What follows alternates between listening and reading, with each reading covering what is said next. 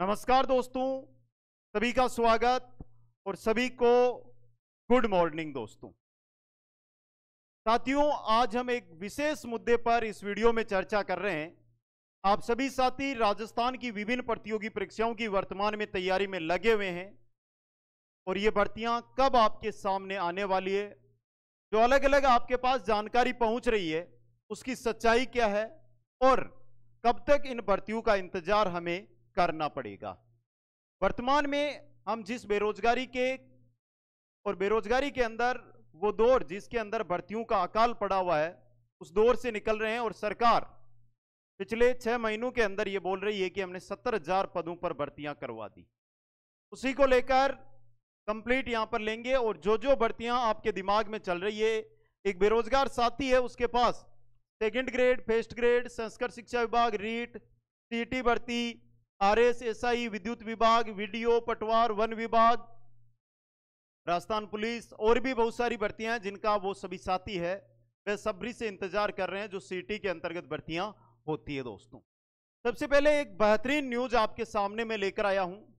जो मुद्दा रीट में चल रहा है, महिला आरक्षण का, जो मुद्दा बेरोजगारी का चल रहा है कि आज बेरोजगारी की दर क्या है, और फिर इन भर्तियों के बारे में बात करेंगे कि ये भर्तियां कब तक आपके सामने आएगी। दोस्तों, जिन साथियों ने आज का न्यूज़पेपर ध्यान से पढ़ लिया है तो उनके पास तो ये दोनों न्यूज कटिंग है वो आ चुकी होगी, लेकिन जिन्होंने ये न्यूज ध्यान से नहीं पढ़ी है उनके पास नहीं है। पहली हमारी रीट से जुड़ी हुई है और दूसरी है बेरोजगारी दर से, और बेरोजगारी किस हद तक बढ़ गई है, इसको लेकर ये दो न्यूज है। पहले मैं रीट वाली की बात कर लेता हूं। देखिए, प्री डीएलएड टॉप 3 में छात्रा नहीं, तृतीय रहे चेलाराम बोले, टीचर्स लेवल 3 में नौकरी मुश्किल, मेरा प्रवेश का मन नहीं। जो बीएसटीसी एग्जाम हुआ, डीएलएड एग्जाम हुआ, उसके अंदर 3 नंबर पर रहा, टॉप 3 पर आया, वो ये बोल रहा है कि मैं बीएसटीसी 2 साल में करूंगा, उसके बाद मेरा जॉब मिलना मेरे को मुश्किल लग रहा है, इसलिए मैं डीएलएड नहीं करूंगा। यानी मेरिट में आने वाला बच्चा ये बोल रहा है।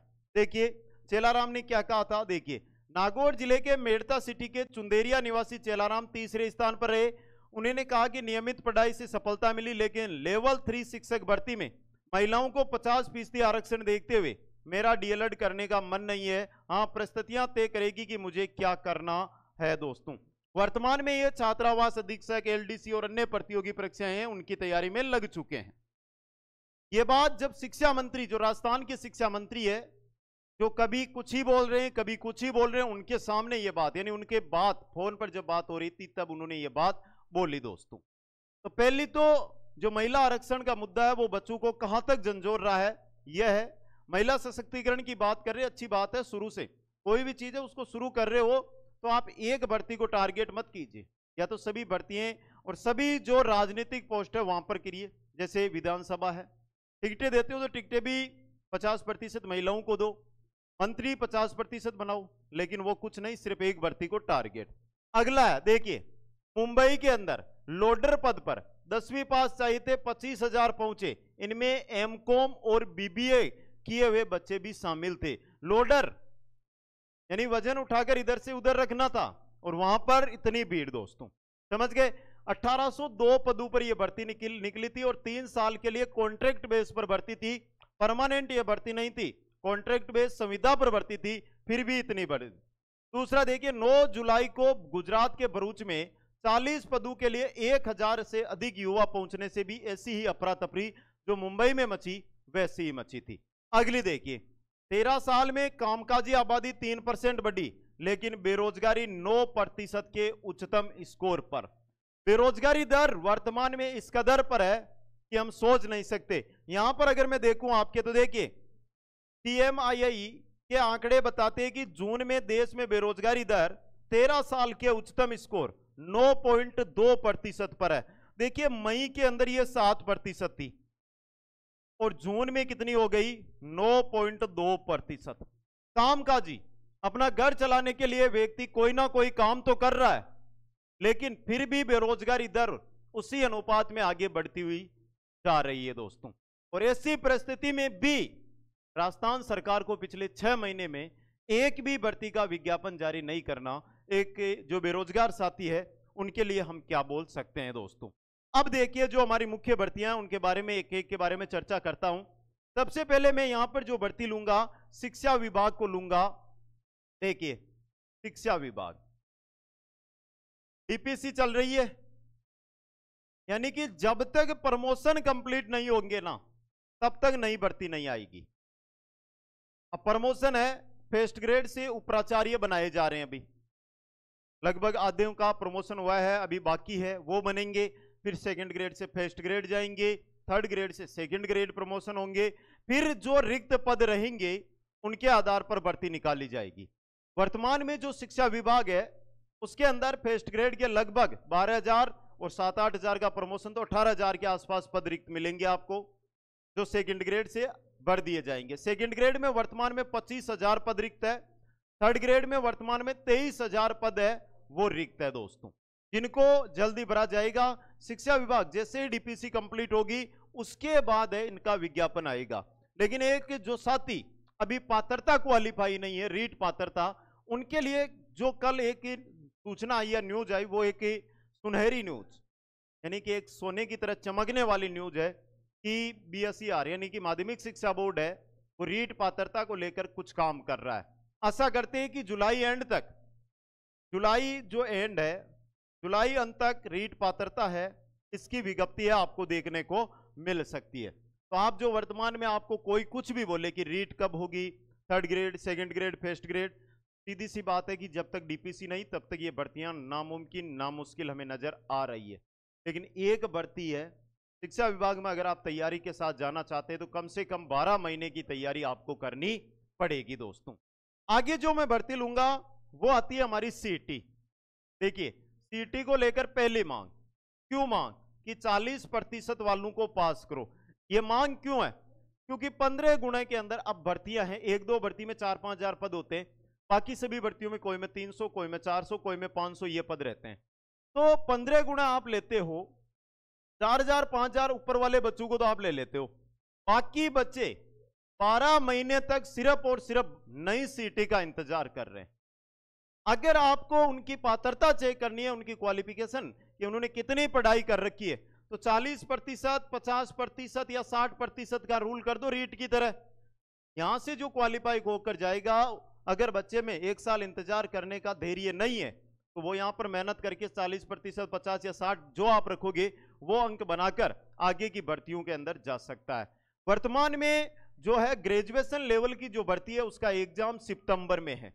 मैं आज से बात करता हूं तो 2 महीने का समय बीता है, 2 महीने का समय है वो यहां पर बचा हुआ है। और फिर भी जो हमारे आरएसएसबी के अध्यक्ष है आलोक राज, वो साफ कह रहे हैं कि हम सीटी का नोटिफिकेशन जारी करेंगे। एक नोटिफिकेशन आने के बाद कम से कम बच्चों को 90 से 100 दिन का समय है वो तैयारी के लिए देना जरूरी है। और यहां पर तो 65 दिन बचते हुए मेरे को नजर आ रहे हैं। 21 से 24 सितंबर को एग्जाम है, तो कितने दिन बचे हुए? आज 18 हो गए, 63 दिन के लगभग 64 दिन मान लो आप, इतने दिन बच रहे हैं, फिर भी नोटिफिकेशन की बात कर रहे हैं। नोटिफिकेशन मेरा अंदाजा है कि सीटी भर्ती है वो मुश्किल लग रही है कि ये सितंबर में हो, आगे जा सकती है जनवरी या फरवरी में, क्योंकि सरकार बेरोजगारों के साथ है ही नहीं, बेरोजगारों के साथ न्याय करने में लगी हुई नहीं है। इसके बाद जो भर्तियां आती है कि वीडियो और पटवार भर्ती, 2 भर्तियां जिनको ये आस लगाए बैठे आप कि ये भर्तियां तो आएगी, लेकिन आज बोल देता हूं ये भर्तियां भी आपकी सीटी के अंदर ही होगी।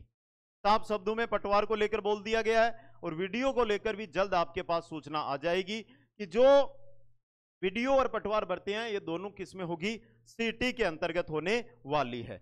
इसके अलावा मैं बात करूं यहां पे आरएस और एसआई भर्ती, लगभग एसआई भी आरएस के द्वारा ही किए जो है सम्मिलित किए जाएंगे। जैसे ही ये मुख्य परीक्षा होनी है भी आरएस, लास्ट आरएस की, जो कुछ ही दिनों में अगले 2-3 दिन बाद में एग्जाम है उसके, ये एग्जाम होने के बाद फिर नई आरएस भर्ती की संभावना लग रही है 700 पदों के आसपास दोस्तों। विद्युत विभाग में वैसे भी हम अकाल की तरह देखते हैं, 4 साल 5 साल से एक भर्ती आती है। वर्तमान में कोई ऐसी जानकारी नहीं आ रही है कि विद्युत विभाग में भर्ती आने वाली है। वन विभाग में वन रक्षक का अभी रिजल्ट ही जारी नहीं हो पा रहा है, उसका रिजल्ट आने के बाद नई भर्ती है वो आएगी। बाकी वन मित्र के रूप में जो 1000 साथी है उनको लगाए जाएंगे संविदा के तौर पर। रोडवेज विभाग में 1650 पदों पर भर्ती आएगी। राजस्थान पुलिस के अंदर जो 5500 पद और ट्रैफिक पुलिस के 1500 पद, यानी 7000 पद, और लगभग 2 से 3000 पद पहले से हैं, तो लगभग 9 से 10,000 पदों पर जो आपके पुलिस विभाग है उसके अंदर भर्ती आने की पूरी संभावना है। इसके अलावा जो ये भर्तियां हैं उनका मैंने आपको सिस्टम बता दिया कि इस प्रकार से वर्तमान में इनमें काम चल रहा है। मुश्किल नहीं, नामुमकिन का दौर है जो बच्चों के लिए है कि क्या भर्तियां आएगी या नहीं आएगी। दोस्तों अब यहां पर वर्तमान में आपके सामने बहुत सारे मेरे साथी बोलते हैं कि 3rd ग्रेड भर्ती अगले महीने आ जाएगी, 2nd ग्रेड अगले महीने आ जाएगी। जब तक पद जो रिक्त है उनकी सूचना विभाग के पास नहीं होगी तो भर्ती कैसे निकाली जाएगी। प्रमोशन का दौर है, अच्छी तरह आपको समझना भी चाहिए, और उसके बाद ये भर्तियां आएगी। अब बचती है संस्कृत शिक्षा विभाग।